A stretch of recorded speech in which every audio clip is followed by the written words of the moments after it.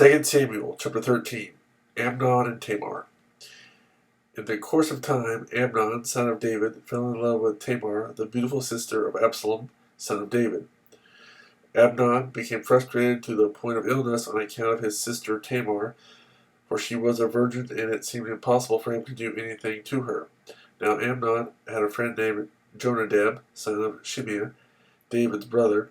Jonadab was a very shrewd man. He asked Amnon, "Why do you, the king's son, look so haggard morning after morning? Won't you tell me?" Amnon said to him, "I'm in love with Tamar, my brother Absalom's sister." "Go to bed and pretend to be ill," Jonadab said. "When your father comes to see you, say to him, 'I would like my sister Tamar to come and give me something to eat. Let her prepare the food in my sight so I may watch her and then eat it from her hand.'" So Amnon lay down and pretended to be ill. When the king came to see him, Amnon said to him, "I would like my sister Tamar to come and make some special bread in my sight so I may eat from her hand." David sent word to Tamar at the palace, "Go to the house of your brother Amnon and prepare some food for him."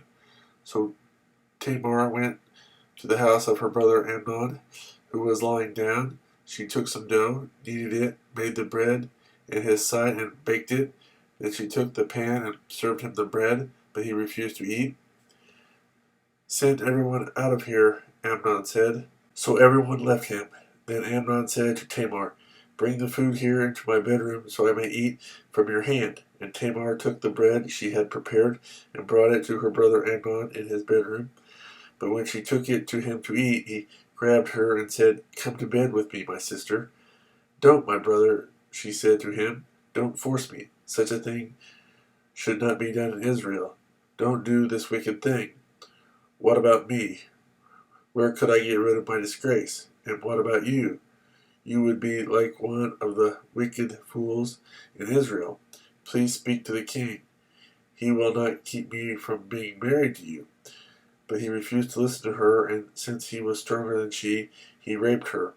Then Amnon hated her with intense hatred. In fact, he hated her more than he had loved her. Amnon said to her, "Get up and get out." "No," she said to him, "sending me away would be a greater wrong than what you have already done to me." But he refused to listen to her. He called his personal servant and said, "Get this woman out of here and bolt the door after her." So his servant put her out and bolted the door after her.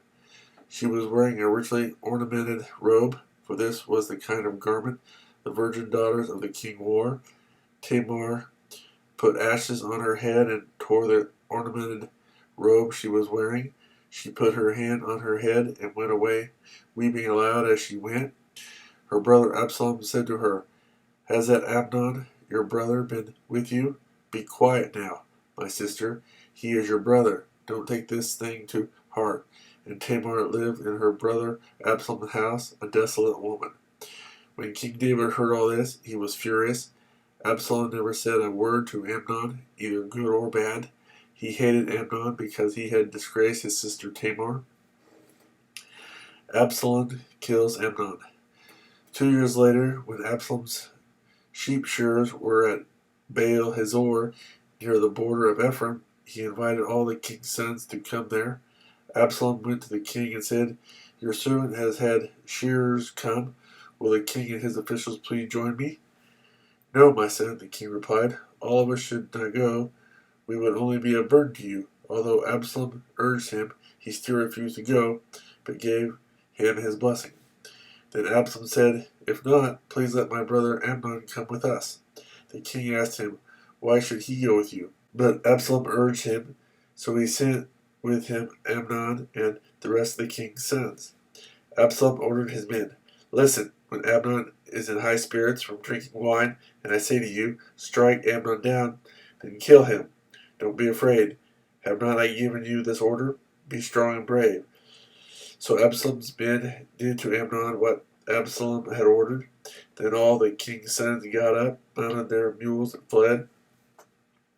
While they were on their way, the report came to David, "Absalom has struck down all the king's sons. Not one of them is left." The king stood up, tore his clothes, and lay down on the ground. and all his servants stood by with their clothes torn. But Jonadab, son of Shimei, David's brother, said, My lord should not think that they killed all the princes, only Amnon is dead. This has been Absalom's expressed intention ever since the day Amnon raped his sister Tamar. My lord, the king should not be concerned about the report that all the king's sons are dead, only Amnon is dead. Meanwhile, Absalom has fled. Now the man staying watch looked up and saw many people on the road west of him, coming down the side of the hill. The watchman went and told the king, I see men in the direction of Horonaim on the side of the hill. Jonadab said to the king, See, the king's sons are here. It has happened just as your servant said. As he finished speaking, the king's sons came in, wailing loudly. The king, too, and all his servants wept very bitterly. Absalom fled and went to Talmai, son of Ammihud, the king of Geshur. But King David mourned for his son every day.